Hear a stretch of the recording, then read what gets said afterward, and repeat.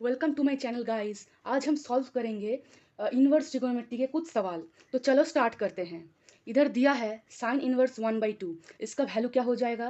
पहले इसको x की तरह x के साथ इक्वल कर दो कि let sine inverse 1/2 equal to x. Then क्या होगा? साइन इनवर्स उधर जाएगा तो होगा साइन x इक्वल टू 1/2। अब सोचो साइन का टेबल में 1/2 कब आता है, कौन से एंगल में आता है? वो है sine x equal to sine 30 degree. 30 degree को हम ऐसे 30 डिग्री लिख सकते हैं या फिर π/6 भी लिख सकते हैं। तो π/6 ही लिखो। तो फिर बोथ साइड साइन इक्वल हो गया तो x का वैल्यू क्या आएगा? π/6। अब तुमको एक चीज़ देखना है कि जो रेंज है, रेंज का जो वैल्यू है क्या उसमें आ रहा है? एक्स का रेंज का वैल्यू क्या है? -π/2 से π/2। और एक्स का वैल्यू देखो आया π/6, उसी रेंज में आया है। दैट मीन्स यही होगा आंसर। आई होप समझ में आया है।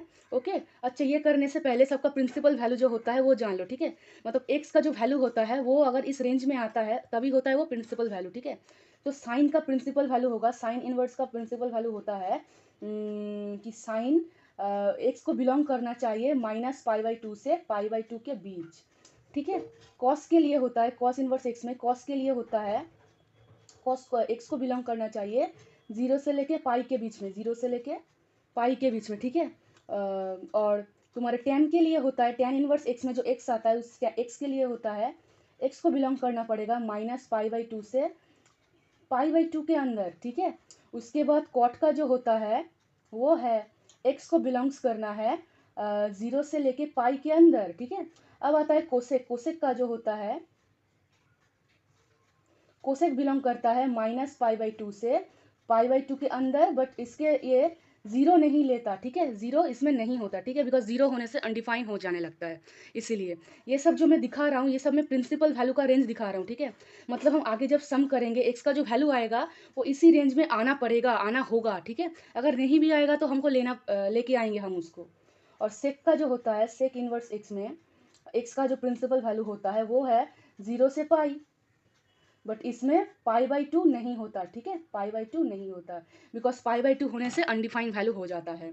तो ये है प्रिंसिपल वैल्यू का रेंजेस, इसमें हम सब सम करेंगे। ओके, चलो नेक्स्ट सम में चलते हैं। साइन इनवर्स -1/2 है, इसको भी एक्स के साथ बराबर कर लो कि let sine inverse 1/2 equal to x. Then क्या होगा? साइन उधर जाएगा तो होगा sine x equal to -half. तो इसको हम लिख सकते हैं minus sine π/6, because π/6 mean 30 degree, और 30 डिग्री में ही 1/2 आता है साइन के टेबल में। अब देखो इधर माइनस है तो माइनस को हम क्या करेंगे? माइनस को हम ऐसा लिख सकते हैं साइन -π/6। क्यों ऐसा हुआ? एक फॉर्मूला है, वो फॉर्मूला बोलता है sine -theta equal to sine theta. मतलब अगर आप ये माइनस साइन थीटा, मतलब अगर आप माइनस अगर अंदर है तो वो बाहर आ सकता है, या वाइस वर्सा माइनस अगर बाहर है तो वो अंदर भी जा सकता है। तो एक्स का वैल्यू क्या होगा? -π/6, ठीक है? अभी हमें ये देखना है जो प्रिंसिपल वैल्यू है साइन का, क्या ये वैल्यू उसी रेंज में आ रहा है? जी हाँ, एक्स बिलोंग करता है -π/2 से π/2 के अंदर। तो देखो π/6 इसी के रेंज में आ रहा है, तो फिर यही होगा आंसर, ठीक है? इसको करने से पहले प्रिंसिपल वैल्यू का जानकारी होना बहुत ही ज़रूरी है, अदरवाइज ये रॉन्ग हो जाएगा। चलो हम थर्ड क्वेश्चन में चलते हैं। वो क्या है? Cos inverse √3/2। इसको भी तुम मान लो लेट एक्स, मतलब cos inverse √3/2 equal to x. उसके बाद क्या होगा? कॉस इधर जाएगा तो होगा कॉस एक्स इक्वल टू √3/2। अब सोचो √3/2 कॉस के टेबल में कब आता है? कॉस 30 डिग्री में आता है। 30 डिग्री को हम लिख सकते हैं π/6।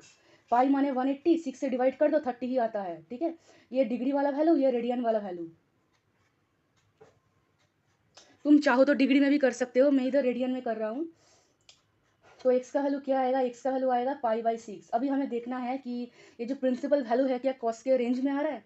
कॉस का रेंज, प्रिंसिपल वैल्यू का रेंज होता है 0 से लेकर पाई, और देखो π/6 इसी रेंज में आता है, तो यही होगा अपना आंसर, ठीक है? तो चलो चलते हैं फोर्थ सम में। फोर्थ सम क्या कह रहा है? Cos inverse -√3/2। हम जस्ट देख रहे हैं सेम वैल्यू लगा के, जब प्लस होता है तब क्या देता है और जब माइनस होता है तब क्या देता है। इसको एक्स के साथ बराबर कर लो तो क्या आएगा? ये कॉस उधर जाएगा तो आएगा cos x equal to √3/2। Minus भी है तो कॉस एक्स माइनस कॉस के टेबल में √3/2 आता है, कॉस 30 डिग्री में विच इज π/6। अब देखो जैसे हमने साइन के वक्त माइनस को अंदर घुसाया था तो जस्ट माइनस को लिख दिया था। क्या कॉस में वैसा होता है? एक्चुअली कॉस में वैसा नहीं होता। अगर माइनस को हम अंदर लिखेंगे तो पाई माइनस करके लिखना पड़ेगा। ठीक है, ये है तुम्हारा फॉर्मूला। एक्चुअली फॉर्मूला यही होता है कि sine minus theta equal to minus sine theta. ये माइनस को बाहर भेज देता है। बट कॉट अगर तुम ऐसा करो pi minus theta equal to minus cos theta, मतलब पाई से माइनस होगा तभी होएगा। ठीक है, तो एक्स का वैल्यू क्या हो जाएगा? तो इससे माइनस करो तो होगा तुम्हारा 5 पाई/6। ठीक है, इसको जस्ट सिंपल एलसीएम कर दो, 6 पाई माइनस पाई बाई 6, 5 पाई-6। अभी देखना है क्या प्रिंसिपल वैल्यू का रेंज में आ रहा है। एक्स बिलोंग करता है 0 से पाई में। ठीक है, अब ये देखो पाई/6 क्या होता है? 30 डिग्री। 30 इंटू 5 150 डिग्री, इसी रेंज में आ रहा है। तो फिर यही है अपना आंसर। जब तक प्रिंसिपल रेंज में बिलोंग नहीं करता है एक्स का वैल्यू, तब तक आंसर हम नहीं कर सकते हैं। उसको हमें प्रिंसिपल वैल्यू के रेंज में लाना ही पड़ेगा। चलो फिफ्थ सम सॉल्व करते हैं। क्या दिया गया है इधर? इसको एक्स के साथ बराबर कर लो। tan inverse √3 equal to x, इधर ब्रैकेट में लिखना लेट, क्योंकि हम एक्स मान रहे हैं इसीलिए। तो tan साइड चेंज करेगा तो होगा tan x इक्वल टू √3। तो n का टेबल में √3 कब आता है?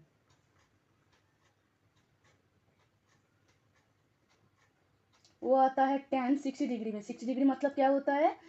पाई को आप 3 से डिवाइड करो तब जाके आपको 60 डिग्री मिलता है, तो पाई/3 होगा। ठीक है, तो tan x इक्वल टू पाई/3। तो x का वैल्यू क्या हो जाएगा? x का वैल्यू हो जाएगा पाई/3। अब देखते हैं क्या ये प्रिंसिपल वैल्यू के रेंज में आ रहा है। x बिलोंग करता है -पाई/2 से पाई/2 के बीच, और पाई/3 बिल्कुल इस रेंज में ही आ रहा है, बिल्कुल इस रेंज में ही आ रहा है, तो यही होगा अपना आंसर। ठीक है, तो आंसर क्या निकला? x equal to pi. चलो आगे करते हैं। कोसेक 2 है, कोसेक 2 है, तो इसको कैसे सॉल्व करेंगे? इक्वल टू एक्स ले लो, लेट एक्स है, कोसेक उधर जाएगा तो क्या होगा? Cosec x equal to 2। अब सोचो कोसेक के टेबल में 2 कब आता है? तो कोसेक में भी 2 आएगा 30 डिग्री में।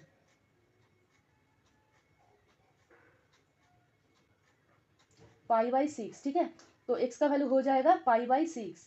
अब देखो x का प्रिंसिपल रेंज का वैल्यू क्या होता है? -पाई/2 से पाई/2। बस इधर जीरो नहीं होता है ना, जीरो नहीं होता, ये हमने पहले भी देखा है कि जीरो नहीं होता। बट x तो इसके बीच में ही लाई कर रहा है ना, तो x का वैल्यू यही हो जाएगा। ठीक है, अच्छे से ये 6 तो सम देख लो। अगर कोई भी प्रॉब्लम होगा, अगर समझ में नहीं आ रहा है तो कमेंट्स में बिल्कुल बताना। चलो नेक्स्ट सम में चलते हैं। ठीक है, अब है कोसेक इनवर्स -√2। इसको भी तुम x की तरह ले लो, लेट x है ये, तो क्या हो जाएगा? Cosec x equal to -√2। Cosec x minus cosec √2 कब आता है? 45 डिग्री में। इसको हम लिखते हैं पाई/4। पाई माने 180, 4 से डिवाइड करो 45 डिग्री आएगा। अब देखो कोसेक x नेगेटिव को अंदर घुसा दो, कुछ नहीं होगा, कोई चेंजनेस नहीं आएगा, पाई/4 ही होगा। ठीक है, तो x का वैल्यू आएगा -पाई/4। ठीक है, और प्रिंसिपल वैल्यू का रेंज क्या है?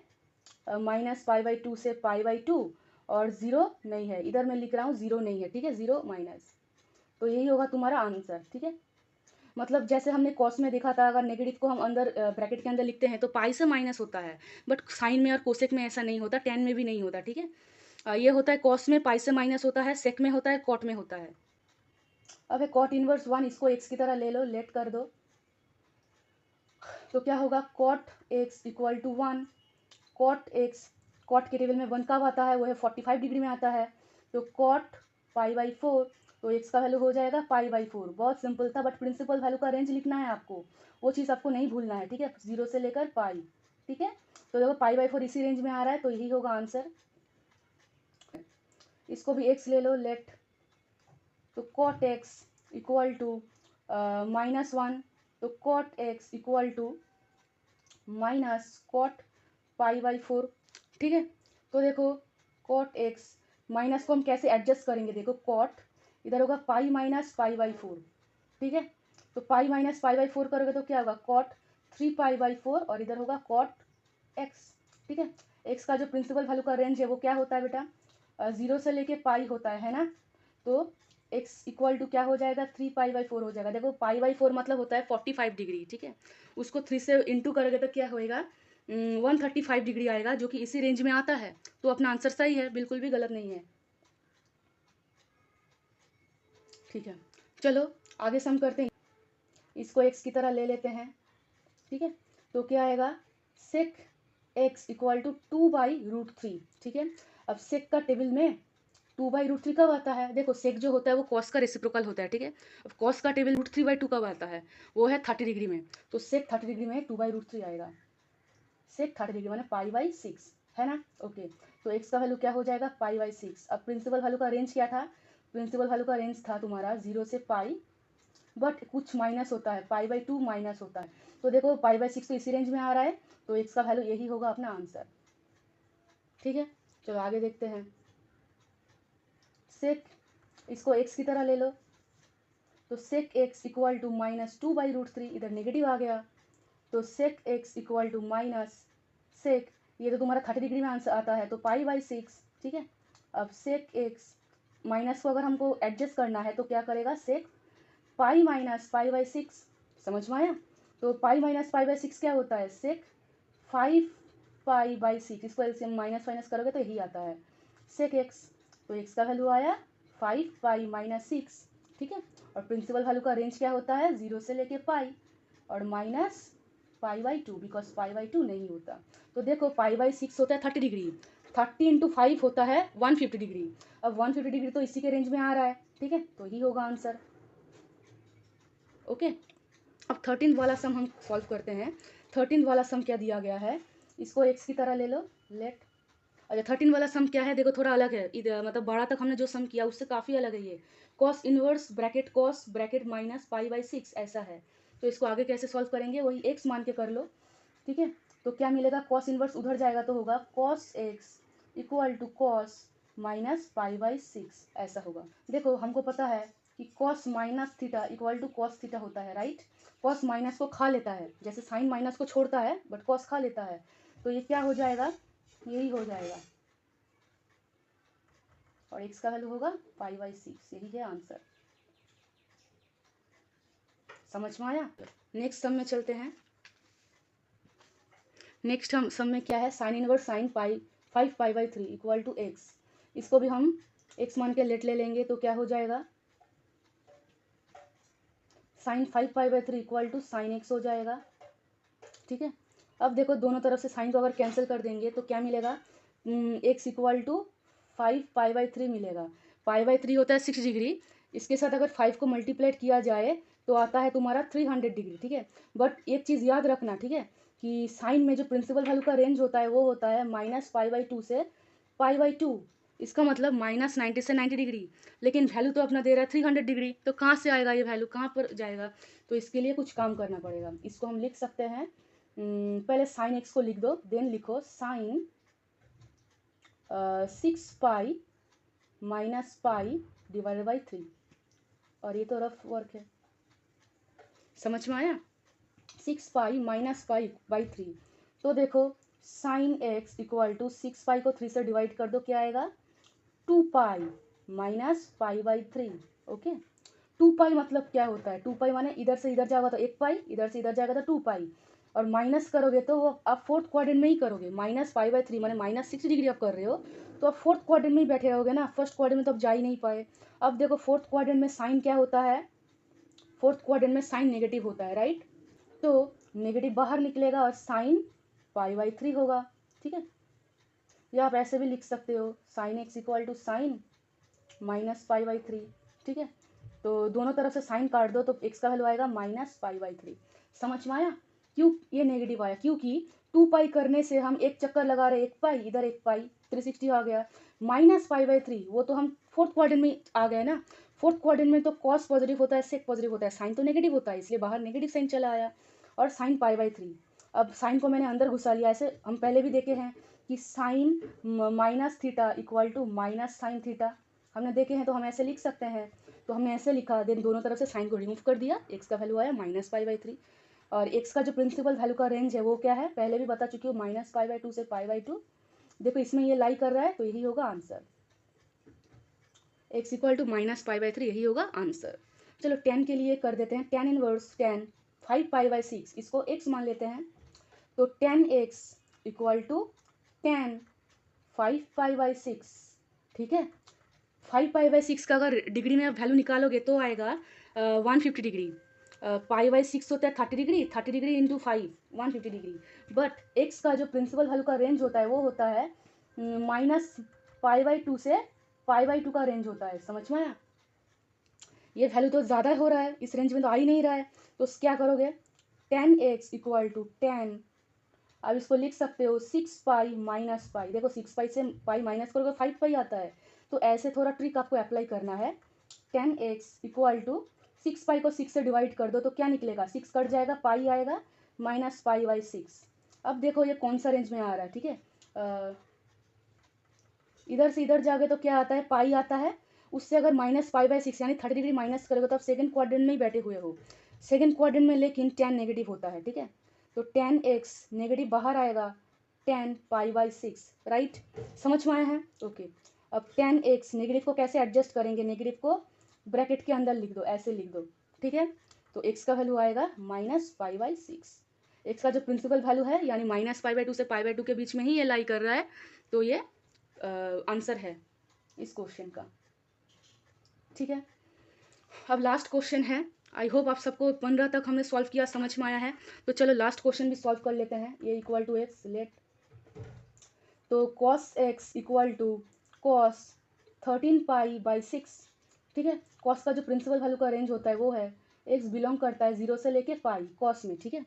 π/6 होता है 30 डिग्री, ठीक है। 30 को अगर आप 13 से इंटू करोगे, जैसे कि है 13, तो आएगा 390 degree, which is beyond from this limit, ठीक है। मतलब 0 से लेके 1 डिग्री में आ रहा है और अपना तो आ रहा है 390 डिग्री, कहाँ पे इस रेंज पे बिलोंग करता है, नहीं करता है। तो आपको ऐसा कुछ ट्रिक अप्लाई करना है ताकि ये रेंज में आ जाए। कॉस आप इसको लिख सकते हो 12π + π/6, ऐसे लिख सकते हो, 12π + π करोगे 13π आएगा। cos x equal to cos 12π को 6 से डिवाइड करोगे तो आएगा 2π + π/6, हम जस्ट अलग अलग कर रहे हैं 6 से, ठीक है, ओके। 2π मतलब क्या होता है, इधर 1π, इधर से क्या 1π, 2π हो गया, प्लस π/6 कर दोगे ना तो आप फर्स्ट क्वाड्रेंट में आ गए हो। फर्स्ट क्वाड्रेंट में cos क्या होता है, पॉजिटिव, तो cos x equal to cos π/6, right. तो फिर x का वैल्यू क्या आया, π/6, π/6 में 30 डिग्री, जो कि प्रिंसिपल वैल्यू का रेंज में लाई कर रहा है, तो यही होगा अपना आंसर। गाइज आई होप आप सबको समझ में आया है। हमने अभी तक 16 सम सॉल्व किए हैं और मैंने एकदम पूरा एक्सप्लेन किया है 16 कैसे सॉल्व किया जाता है। आई होप समझ में आया है। तो फिर ये चार्टो सम आपका होमवर्क है, आप अगर समझ में आ गया है, समझ पा रहे हो, तो फिर चार्टो सम करना और कमेंट्स में लिख के बताना कि आंसर क्या आ रहा है। तो चलो और एक बार रिवाइज कर लेते हैं। पहले आप ये तीनों सम देख लो, चलो नेक्स्ट सम देख लेते हैं हमने आज क्या क्या किया। चलो